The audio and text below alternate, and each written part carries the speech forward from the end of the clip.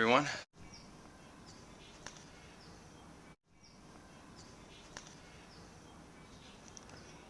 Hey everyone, so it's Nick with Savemyplant. I just wanted to go ahead and give you guys an update on how the garden's doing. It's been a while. Let's see. So I'm going to go ahead and start off with the grapes. As you can see, they're fully taken over, as usual. And have a lot of grapes. Look at these right there. These are nice set. What I have noticed is some of them are getting, I don't know if you can see that, but you see this white, let's pick this one off, there we go. It has like a little bit of a little white dust, white powdering on it. That's mildew. It's not going to affect your grapes, it just kind of looks, doesn't look tasty. So I spoke to a friend that grows grapes all the time. She turned her whole backyard into just growing grapes, and she makes her own wine every year. And what she told me she does is she removes the leaves in front of each bundle. So I can go ahead and remove those leaves and allow the sun to actually penetrate, so that the moisture in the air, or the moisture to dew in the morning, doesn't sit on the actual fruit and turn the mold, make them moldy. This set over here is pretty bad. As you can see, there's a lot of white on it. So I'm going to go ahead and clear up all these leaves right here and let them get some more sun so they don't mold over, get the little mildew on it. The set over here is doing better. It doesn't have, it's not so full bushy yet. There's plenty of sun getting to the grapes on this vine. There aren't many bundles yet. This one is a little bit of a late starter. It takes a little bit longer. That one always just explodes. This one takes time, but as you can see, it's really starting to go. I mean, just from that point in a month, it's grown way over here. So I should get some grapes on that line. Roses, they're doing pretty good, using the Bayer 2-in-1, Bayer 3-in-1. Not in this section, of course. I'm using an organic spray for mildew and black spots, and it's doing a good job.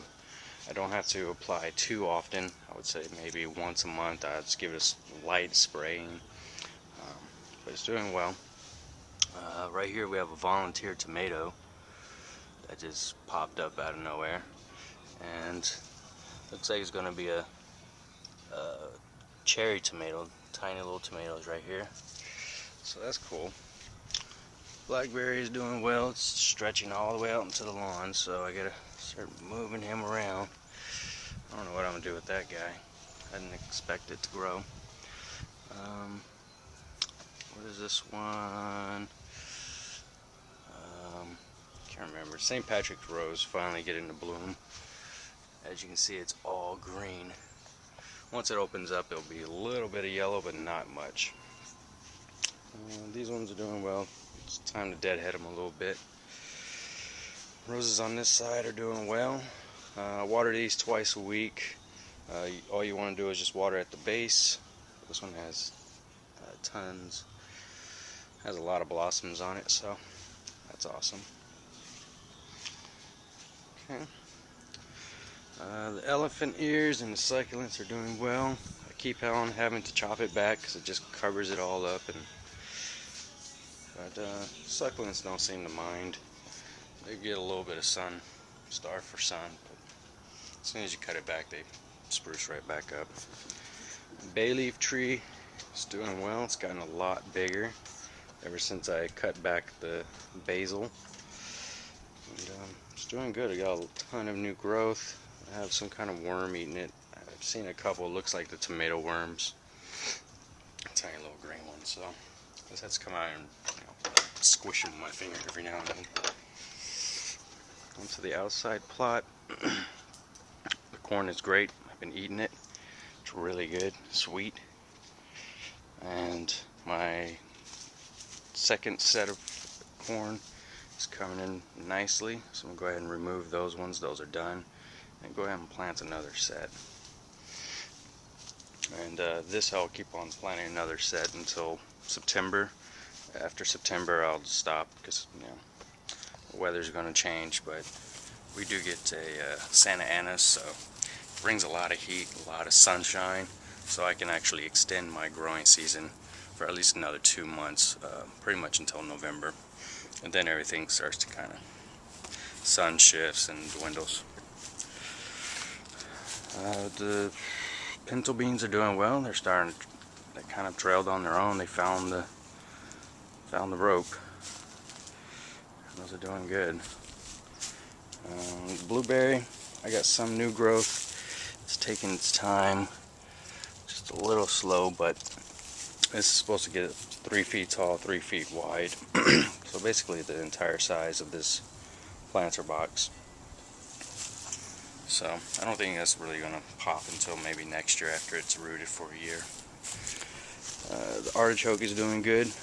No artichokes yet. Like I said, you know, it's not the right season, but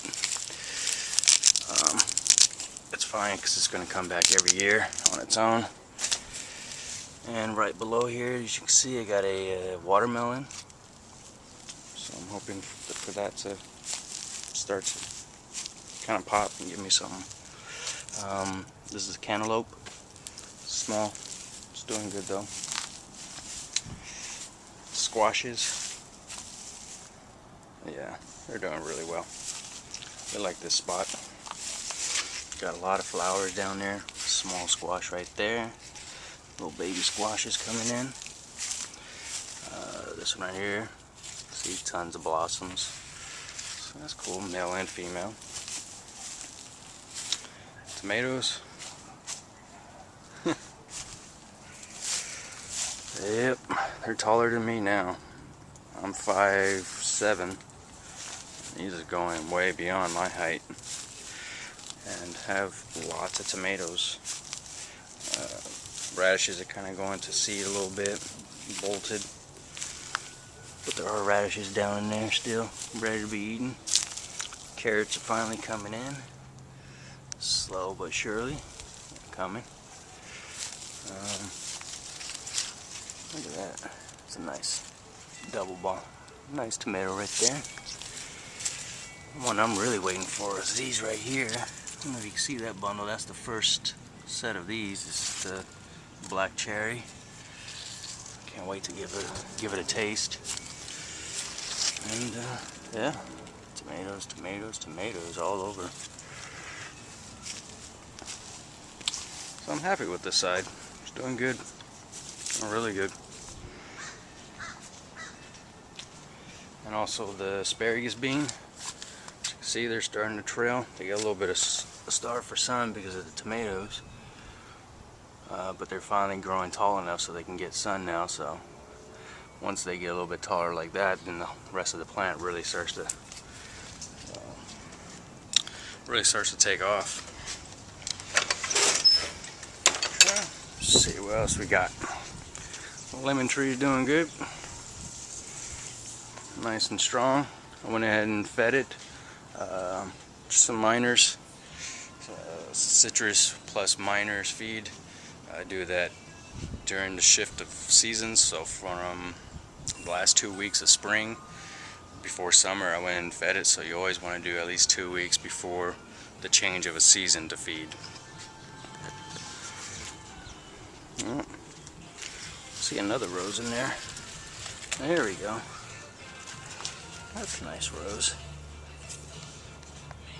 Get a little hidden by the grapes. Nice little surprise. Okay, on to my other tomato patch.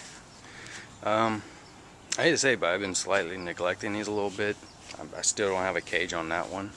I mean, but they're full of blossoms, tomatoes all over the place. It's doing good. It's doing really good. With very little assistance from me. I just planted them and been watering them, feeding them. That's about it. I haven't been doing much of trailing like I have been doing on ones on the other side of the fence. I don't know why I've spent so much more attention on that side than on, you know, this plot. I don't know. It's alright though. We got San Manzanos coming in, which is really what I wanted.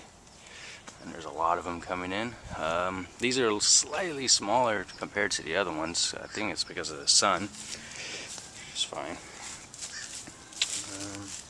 There's a sunflower there, another sunflower coming up right there, a Gerber daisy. These are awesome. If you ever grow Gerber daisies, don't ever cut them. Just let these flowers just completely die and just fall off down to their own. Because what they do is it's just like a weed. Each one of those little things is, or turns into like hair. At the end of each one of those hairs is a seed. So it basically just reseeds itself over and over and over again. Here's another sunflower. Sunflower, sunflower, sunflower. To my surprise, not many of them actually germinated, but I think it's just because of, you know, kind of a lack of watering and stuff. These pencil beans are not doing so good. I did pick a bunch like by mistake. I shouldn't have. You know, I didn't read up on it. Apparently, you're supposed to leave the pencil beans on it until basically the plant completely dies. And that's how you cure them, so that you can, you know, the curing stage, so you can dry it out and toss them in the cabinet and use them when you need to. So, yeah, that was a bummer. Oh well, I have some out in the front. Chili's doing pretty good. This section's been getting really dry, like the ground has been cracking, which is kind of odd. I've never seen it in this actual plot of, you know, the soil opening up and cracking. But so I've been focusing a lot more watering over here. My pea table. Yeah, this is done. I have been picking peas off of it. As you can see, there's a nice one right there. And they're really sweet. So I think it's probably time to just pick the rest off and do away with it. Just plant something else right there. My Tabasco chilies are coming in nicely. Got some jalapenos. The cayennes are coming in really nice. I mean, this was full of blossoms. I don't know if you can see them. Here's another cayenne full of blossoms. And this is a serrano. Got some nice serranos on that. There's a lot of them on there. Smells good. Okay. I can't remember the name of this type of pea. It was an exotic kind of. I planted more seeds, but they're really hard to germinate. So, and they're very slow growers. I have to go back to my seeding chart and see exactly which ones this was. But I like the color. It's really nice. The russet potato is doing good. It's pretty much done. It's ready to be flipped over and cleaned out. If I touch right here, if you can see it, this is a bulge. This whole thing, that's a one potato right there. Everywhere you touch, you're running into potatoes. Big gems.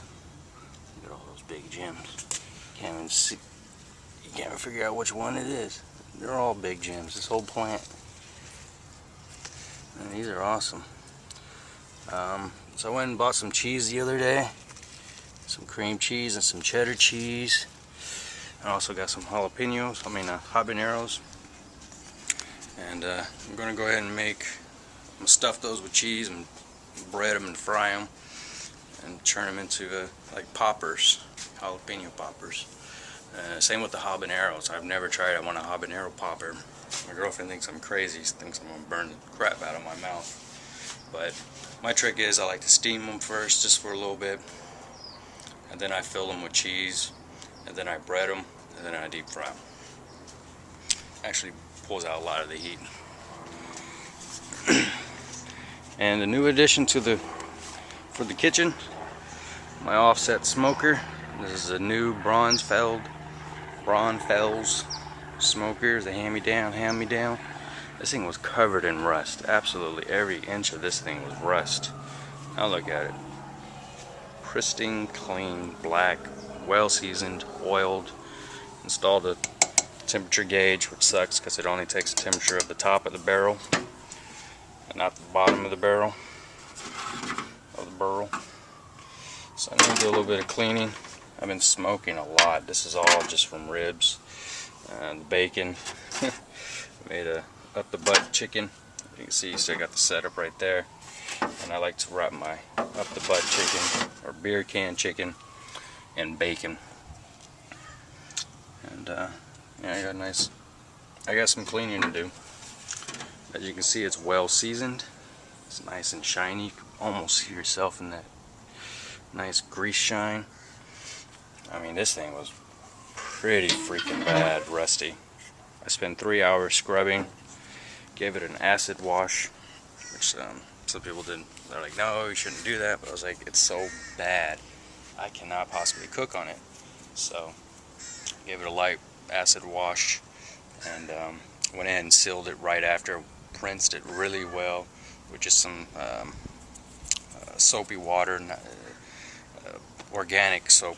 It's 365 organic dish soap, and it's got everything, all the chemicals or whatever I got in there out.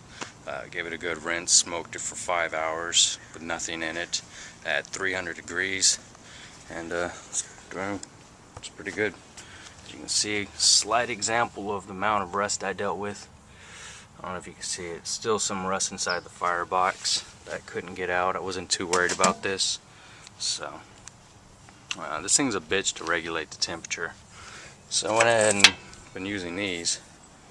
This is just a little brick that holds in, heat, and it's completely lined all over the place. And yeah, and there's large bricks under here. I use natural firewood, natural hardwoods, seasoned hardwoods, and also mix in a little bit of charcoal. This is a pretty good brand. It says organic charcoal. Yeah, this is my barbecue box. As you can tell, it's full of shit. And I'm using John's firewood, all natural, 100% natural seasoned firewood. And trick I learned is you got to bust all the what do you call it, bark off. If you don't bust the bark off, you're going to get a really acid, acrid flavored meat. Anything you cook in it is going to turn into just nastiness. Everything is doing pretty well with it. My first smoke went well, not too smoky, flavorful, juicy, the way it should be. Alright, that's all I got for you guys today. So today I'm just watering. I'm going to feed the tomatoes, deadhead the roses, clear up some of the leaves on the grapes so that the grapes are not getting the mildew. And oh, one other thing, for the grapes, I water them once a week. I just put it on a slow and go, a slow water hose. I just turn it super low and let it soak the base for up to 30 minutes to an hour, depending on the heat. It's been pretty warm here, so a little bit longer is good. Alright, that was my update. I'll do another one when I start harvesting some tomatoes. I need to get some more corn growing. That's about it. Hope everyone's garden is doing well. I've seen a lot of videos. Everyone's doing good, I can tell.